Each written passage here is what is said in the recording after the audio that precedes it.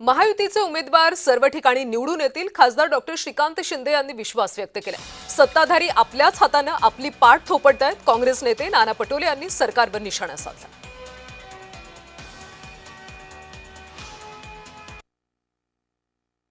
मला वाटतं याच्यावरती दोन्ही पक्षांचे वरिष्ठ नेते जे आहेत ते त्या ठिकाणी बोलतायत आणि जळगाव असेल किंवा नाशिक असेल या दोन्हीकडचा तोडगा जो आहे तो लवकरात लवकर निघेल।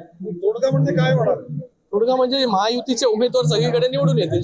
ज्यांनी निवडणुकीमध्ये फॉर्म भरलेला आहे, काही लोकांनी माघार घेतला, काही लोकांनी माघार घेतली नाही, पण मला वाटतं माननीय मुख्यमंत्री महोदय असतील, उपमुख्यमंत्री महोदय असतील, हे आपापल्या कार्यकर्त्यांशी बोलतील आणि त्याच्यामधून नक्कीच जो आहे तोडगा जो काय काढायचा तो काढायचा।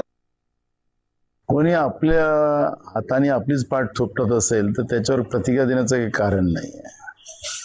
आणि मला वाटतं की ह्या निवडणुका का बिनविरोध झाल्यात त्याचं सगळ्यात हे धुरंधर मुख्यमंत्र्याला पदवी देणाऱ्यांनाही जास्त माहिती आहे। त्यामुळे मला वाटतं की जनतेमध्ये या सगळ्या विषयाचा एक मोठा राग आहे आणि हा राग यांचा सत्ता पलटवण्यामध्ये आम्हाला उपयोगी पडणार आहे।